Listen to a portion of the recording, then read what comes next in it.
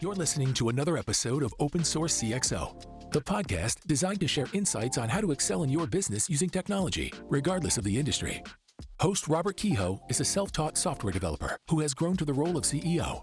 Renowned for his collaborations with organizations such as Stanford University, Nelnet, and Louis Vuitton, he continually seeks new challenges to conquer in the world of tech. Accompanying him is Don Blackburn, a veteran COO with over 25 years of experience in cultivating diverse relationships and driving innovation in various technical projects.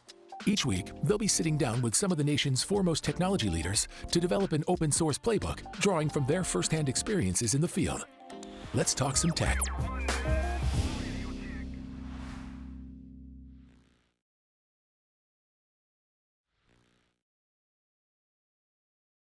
So today we're talking to Shahzad Zafar, who is former CTO at RX Savings here in Kansas City and currently CTO at Trualta. Yep. Welcome. Thank you. Thank you for having me. Why don't we start tell us a little bit about yourself. Tell us a little about Trualta. I don't know how many people are familiar with that organization because they're not local, correct? No, they're not local. So Trualta is a caregiver education and support platform. So what we engage with is at-home caregivers, even paid caregivers, to see how we can help provide education.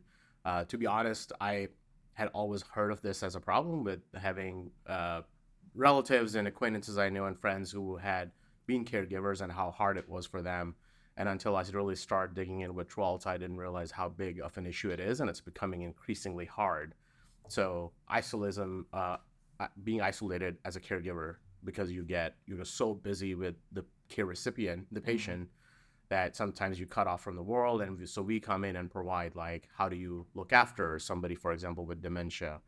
How do you look after that? Give you tips and tricks and trainings, as well as providing some social forums and ways for you to connect with other caregivers and become more connected in your community.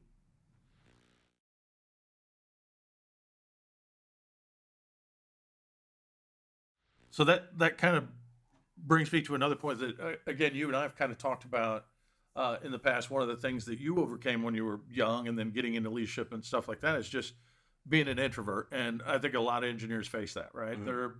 They're not. I mean, development in itself can lead to a lot of, you're siloed. You could silo yourself very easily. Even if you work in an office, Sure. it's so easy to. And I got to think that it compounds itself when you're not in person, right? If you don't have to interface with people except for on a camera, it probably doesn't to help a whole bunch. But talk a little bit about that. I know you and I talked about how you overcame that, and you were very intentional about overcoming it so you could get into leadership and be an effective leader. Yeah. I think the first part is that it's like first part of the problem is realizing you are an introvert. Right, it's a and understanding what it right. means. For me, I think, and like the book that I really enjoyed reading was a book called Quiet: The Power of Introverts in an Extroverted World, I think is the full title. And when I read that book, I realized, oh, this is me. Like, that's what they're talking about. Because it's like when I kind of went from my software developer project manager role, which requires you to be a lot more social and you got to talk to people. I would get exhausted at the end of the day. Yeah. I was like, man, I don't understand what's going on. And then I read this book and they're like, oh, based on people's roles and jobs, they behave in different ways, but this is the effect of it. And you just got to accept it, that you're going to be tired and you just have to accept that. And over time, like, obviously I'll say what my personality was 15 years ago. It's a little bit different. I am a little bit more comfortable. But even today, like, you put me in a large room with larger number of people, I'll just spend time with the two of you guys or everybody else. Because I prefer to have that conversation. And I can hold a conversation just fine. Most introverts can hold a conversation just fine. It's that they don't get comfortable in a bigger environment. So first step is knowing that, hey, this is fine. This is okay. This is not an issue. And two, then how do you best, knowing that, how do you best set yourself up? So when I am on calls, like in a lot of calls, I sometimes build in time to decompress myself, like where just like, 5-10 minute break where I'm just like kind of shut it off. I do it sometimes at the end of the day. Like I have 2 kids who keep plenty busy and I have a lot of fun with them.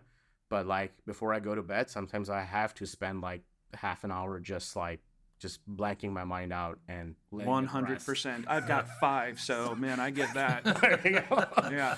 So when you're doing a lot, it is like you have to figure out your techniques, what helps you relax.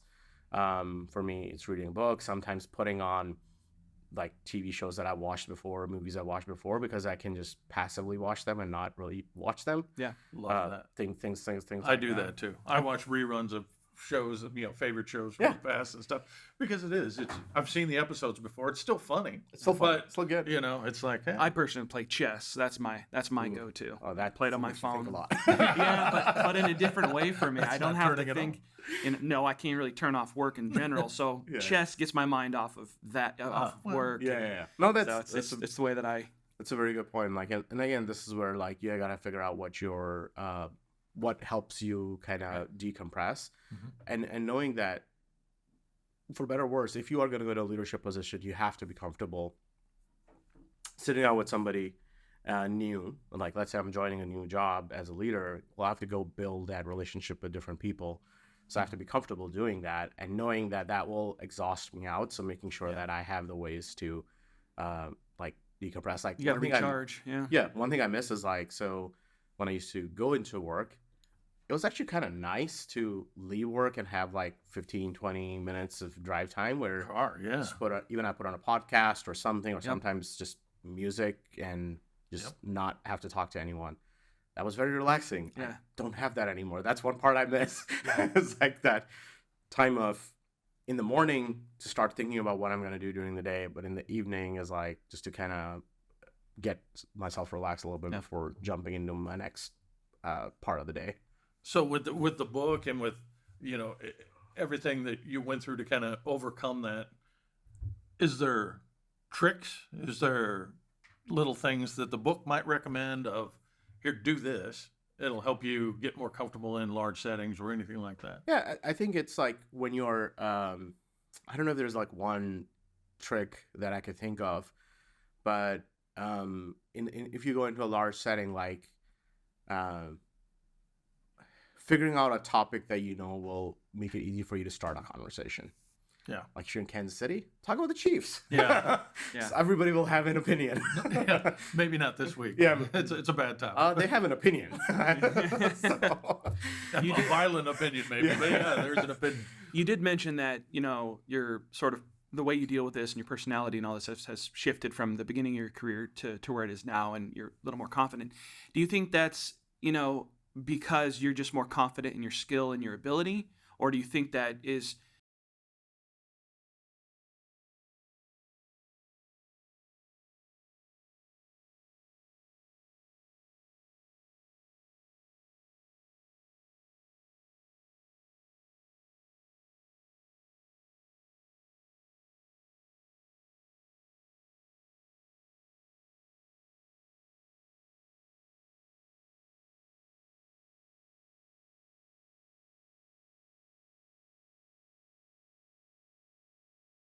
building a rapport? But something like, for example, I try to do with my team, and even sometimes when I get on with new people, is like spend the first like 2 minutes is just like, especially in the virtual world, like just talking about what happened over the weekend, what happened during the day, just some social stuff to hopefully try to build a connection of some sort. And that helps personally. I know it helps me be more relaxed in the conversation once I have that connection. Right. Like, for me to go in and just directly get down to business is a little bit hard. For me, I generally prefer to spend a couple of minutes in the beginning to build some sort of a connection and then go into work. I think I drive my engineers and software leads crazy sometimes because we get on calls with clients, and I'm very much that way. Like, I always start a conversation with, hey, what'd you do this weekend? Or, oh, did you see this game? Or, talk about, oh my gosh, I saw you guys are getting snow, because, we have a client up in upstate New York that, and they're already getting significant snow. So we'll sit and talk about that for 5 minutes, right? And the developers just want to get on with it. Right. I can just tell the engineers are saying, let's just talk about this. Can we just talk Let's about get it over with. Let's go. I want to talk about the project. So it's kind of funny, but I think it's valuable, right? Because I think it relaxes everybody, including the person you're talking to. It kind of lets them get their guard down a little bit, get a little more comfortable, and then it's going to be a little more productive meeting. And something that else I've tried, I found very useful is like having one-on-ones with everybody on the team, like, called skip levels or skip levels, whatever you want, all the levels, like having it some cadence where I'm meeting with people. And at some point I'd heard, like, as a manager, is like, oh, if you're going to have one-on-one, you got to cowboy with an agenda. And I think that's intimidating for engineers sometimes to have an agenda. And what I learned over time was I was like, no, I don't care. If we meet for 15 minutes and just talk about something else you're doing, your hobby, and we just do that and we don't talk about anything work related, it is still okay with me. Like, I'm not worried about, you're never wasting my time. It's as a leader for me to kind of set that with my team of like, don't be worried that, oh, I don't have an agenda, so let me figure out another time or figure out an excuse to cancel it because I don't have a topic. It's like, doesn't matter. I still want to talk to you. Sure. So we're going to sit down and talk one way or the other. Yeah. And that really helps, I think, kind of break through some of those conversation barriers. Is like, I mean, if you look at some of the books and the traditional leadership and manageables are like, you should have one-on-one, you should have an agenda, you should have topics. And it's like, yeah, that's fine. You can have that, but not make it a barrier to have a conversation. So fair enough. So it sounds like very clearly that being introverted just, naturally is not technically a barrier to be a CTO or CRO. You can absolutely be an effective leader. Yep. Being an introvert. So it's not always a drawback. In many cases, I guess it can be. But do you think there's any secret strengths that an introvert would have that an extrovert might not have? Is there something? It's kind of I'm trying to flip the question around a bit. Is there anything there that you think, because I'm an introvert, I can do this or I can do that a little differently than? It's a very good question. I've not thought of it that way, but maybe it's like as a leader, like I'd say most introverts are very like they'll have a discussion, they'll take it back and they'll think about it and come back. That definitely is a really, really good skill you need as a leader, is to be able to retrospect and sometimes not jump the gun. Or I could see that. Making really, really quick decisions. Like, I'm a big fan of making quick decisions. Don't get me wrong. My team will tell you sometimes I annoy them. But at the same time, knowing that, no, we got to listen to everybody, got to get the feedback in, and then make a thoughtful but quick decision. And I think as an introvert, it comes more naturally to me to wait for people to speak, listen to them. Being a good listener comes natural. I feel like for introverts, I feel like introverts are good listeners. Yeah. And a good listening skill is so important as a leader. It's huge. So if I don't listen, I'm not listening to others, then I'm not going to be effective. Right. So I think that definitely absolutely sets you apart or gives you an edge. Sometimes is like, hey, you can listen and you can absorb those problems and then help come up with a solution. It's one of those things that I've always fought is, and it's one of those sayings, and I don't know what the exact quote was, but don't listen to respond, but listen to understand. Oh yeah. Which I've always thought was a great quote, right? Because I think a lot of people do that. They listen and they're formulating their response while the person's talking, right? Yep. They're just coming up with the next thing they're going to say, versus trying to really focus in on what the person's saying and understand it. Right. So that's been a battle of mine for years. You don't have to have every answer, right? It's okay to say, let me get back to you on that one. I'm not sure. And, and this is where I consider myself lucky. I've had some really good mentors who have taught me, who did that for me. Mm-hmm. Where sometimes I just need to go in and vent, and they will listen and help me work through my own problem. Right. And can I learn from them? I was like, oh, this is the trick. It's like, I don't have to tell you the answer. I just need to help you get to the answer. Right. Right. And I've had some great mentors who've helped me do that, and I try to do it with people I'm helping to do the same thing. It's a skill. Yeah. And it's something you got to work at. It's not an easy thing. So I do think that, so introverts can definitely have a few kind of key strengths that I think they bring to the table for sure. I like that answer. So now I know another part of being just a tech leader in general is that whole networking, maybe even not even just within the company. How do you deal with events, client meetings and, things like that, and going out to a happy hour? Is that, in most cases, that's not something I particularly, enjoy. I have to do. And I always do a decent enough job. At least I hope I do. But do you feel like that's a challenge, with that, and how do you deal with that? It's obviously part of the job. So. Yeah, it definitely is. If you're in that position, like you got to go build a network. Like as as I'm solving problems, if I need help, there are people I'm gonna call and get their advice. So building that network is really helpful. It's not easy. I don't know if I do a great job at it. I try to. One thing I do is like I don't try to ignore. Whenever Don emails me, I always try to respond. Like I don't try to ignore it. And that's appreciated. Yeah. So at least it's like to maintain that relationship, because you never know when you're gonna need that help, right? And it goes both ways. So I'm hopefully responding to them, and hopefully the other person feels the same connection. And I've never I think it's like I'm not a big happy hour person either. I'll go there every once in a while whenever I can, but I'm not like going out of my way to go to happy hours. But at the same time, more one-on-one, like conferences I found are a good place to do it, because I'm learning something and it just kind of appeals to me a little bit more. Meetups, I used to do a lot of Kansas City meetups, especially pre-pandemic. We used to have a lot more. Since COVID, they haven't picked up as much. But going to meetups was really helpful, because it used to be, relatively small group. You'll have 15, maybe 20 people on the high side. And you could and the same people would show up every month. And it's usually about a topic that I'm sure you're fairly comfortable Topic you're with. interested in, topic you want to learn about, or you're interested in. And then you can make some of those connections. So I met a lot of people through meetups, and that over time build relationships with. And do you find yourself forcing yourselves to do these intentionally, or are you just, it's not as big of a deal as maybe I'm making it to be? No, meetups, I had to kind of convince myself that I gotta show up. I gotta make time for them. I will say it became harder as my kids had evening activities. Yeah. I grew up and started having evening activities. So there's always that family balance. It's obviously you gotta plan that, and I had to kind of work my time a little bit better. Like a lot of times now, I do is like morning stuff, which is a lot more convenient than evening.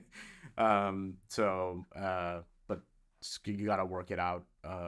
I will say I had no idea that introversion was something that you dealt with, because I think we've taken you to a Chiefs game and we had a great time. I just had no idea. You come across confident and and talkative, and it's great. So it's just a matter of, I guess, dealing with those and getting over them, and kind of forcing yourself in most cases. A little bit forcing yourself, pushing yourself to kind of get in those, and and again building that comfort. So. Yeah. Well, for you, it probably started even in college, right? I mean, Michigan's a huge university, big Although campus. I was in the engineering program, you got a bunch of introverts together. So there wasn't not a lot of social groups going on there. Yeah. No, that's cool. What about conflict within the company? Do you feel that has been, it's not a big deal, kind of going through it? Or do you think being an introvert, I would imagine that most would try to avoid conflict if at all possible. So having to make those tough decisions, do you think that's challenging? And is there any recommendations you might have for trying to overcome that? And you got to do kind of what's best for the team in the company at that point. Yeah, I don't know if it's an introvert or extrovert thing. I think it's like just difficult in general. Just conflict is always hard. Yep. And how to handle conflict is you got to be very careful, because I say it takes a long time to build trust, but you can lose trust very quickly. So if I don't do things right, especially when it comes to conflict, if I'm not handling it right in a certain way, I will lose people's trust. So I always say, like, you praise in public and you kind of have the difficult conversation in private. Yeah. Which as a introvert makes it a lot easier. Yeah. Rather have that one-on-one. Absolutely. And be very open about it, and have that very open conversation of, hey, this worked well, this didn't work well, why didn't go well, let's talk about it, let's figure out a problem. So I granted, I do, when it comes to conflicting situations, I rarely will, if it's a larger group or multiple people, I largely will get into a conflicting argument in a larger group, and I will generally like kind of try to end it, take that back, and then have the more one-on-one conversation to figure out a solution. And this is maybe me personally, right or wrong, where I'm always looking for a solution. I was like, conflict at work, it's like, okay, we disagree. That's fine. I expect us to disagree. if we all agreed, we probably would not be that successful. I think Right. best solutions come out of conflict and how you resolve that. So if you have that, hey, we have something that's not going well or something where we're disagreeing, like we need to come together to come up with a solution. At RX Savings, I thought that was always our strength as our core leadership team, that we disagreed all the time. Don't get me wrong, but like we always would come to a consensus, and our leadership team was very much understood that we all have to come out and I think people outside the leadership team thought we never disagreed, and I was like, oh, you better join our conversations. Right. I'll tell you we had disagreed, but coming out of it, we would all agree, and I think that helps me personally, and I prefer doing that. As like, yeah, we'll disagree. That's if you, I think, accept that there will be disagreement, there will be conflict, and now you got to figure out how you solve for it. For me, it's more about I'll go afterwards to somebody and just like, let's just talk it out. Let's go. Come to a resolution. Right. Yeah, makes sense.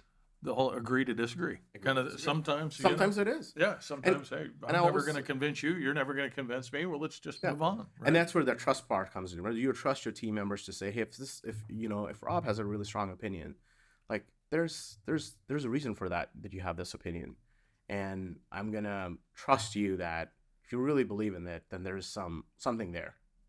All right, I'll go with it. So Yeah. Right. and we'll learn from it. So Sure. No. Is there anything you wanted to cover that we did? I think one topic that I think you and I briefly talked about was like, I've always like, this is something I've gone back.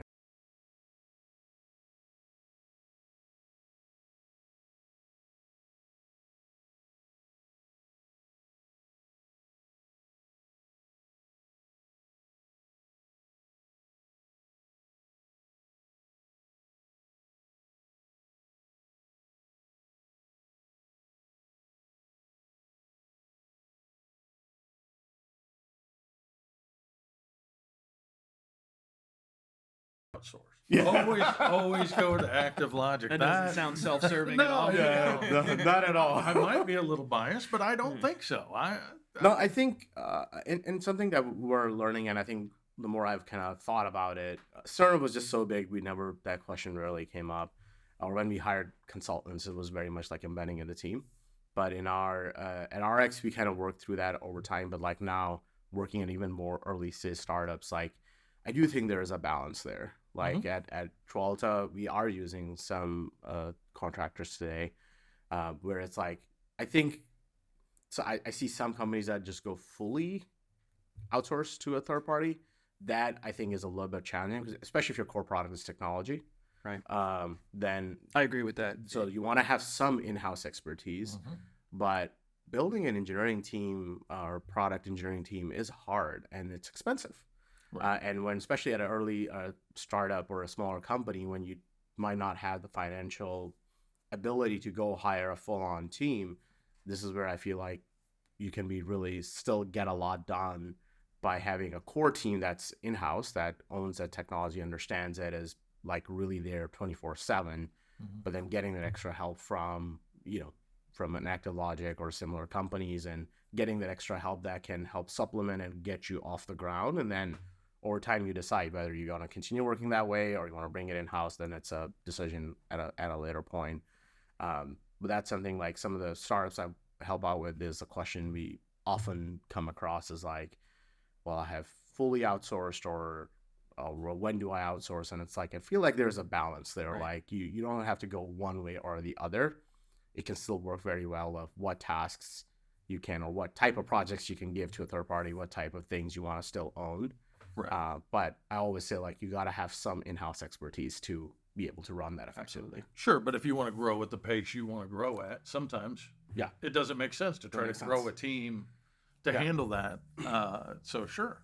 Well, and there's also, I think, a difference between trying to get product launched to market as compared to something that you can make more consistent. So if you know you're going to need certain level of dedication to the project, hiring internally does make sense, obviously. Right. But at times, like we've had a few of our clients where it's like, we've got to get all this done, but we don't want to go and hire a bunch of people because we're just going to have to ramp, we don't want to let them go after the fact. So there are definitely some, it just depends on the work being done. It depends on the company. Yeah. A good handful of our clients are they're not tech companies. They have tech to supplement, and make their business more efficient. So they rely on us a lot, which is great for us.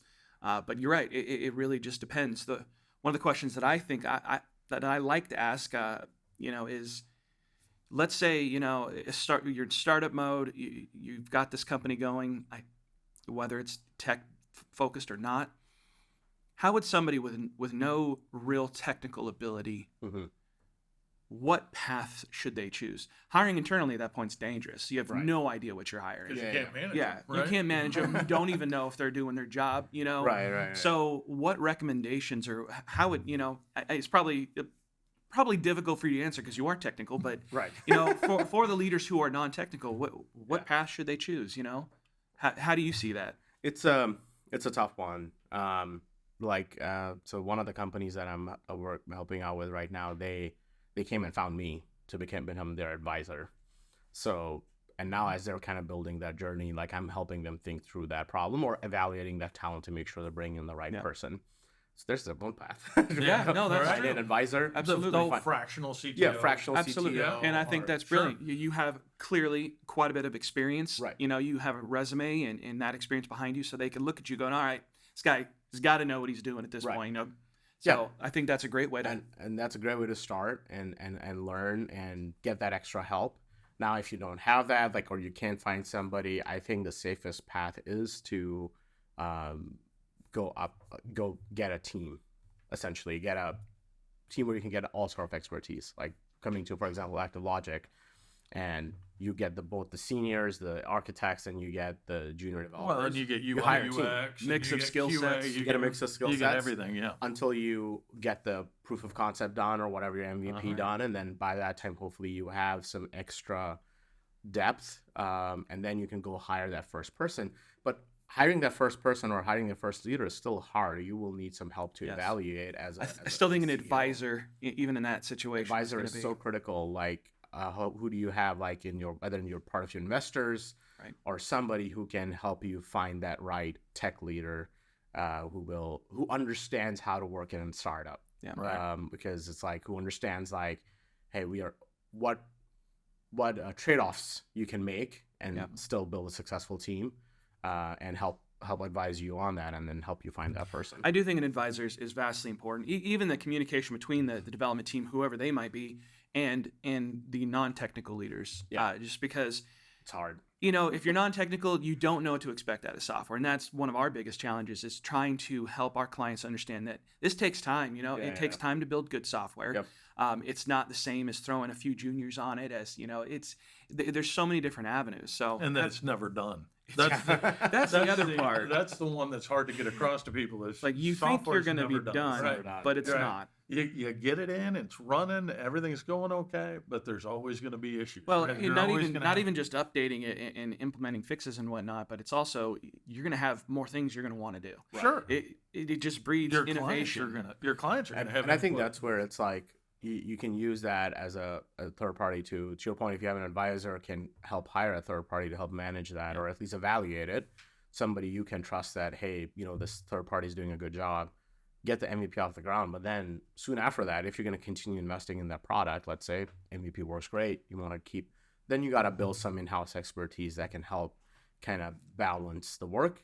You still have the team that you can get and accelerate some things if you want to, Right. on a short-term basis, but you got to have that in-house expertise that if I'm the CEO, I can rely on to know, hey, what's going on, and is it actually working effectively, and you're held accountable for that. That makes sense. I've gotten those calls before where startups went with a group, and that group either went under or they lost that relationship somehow.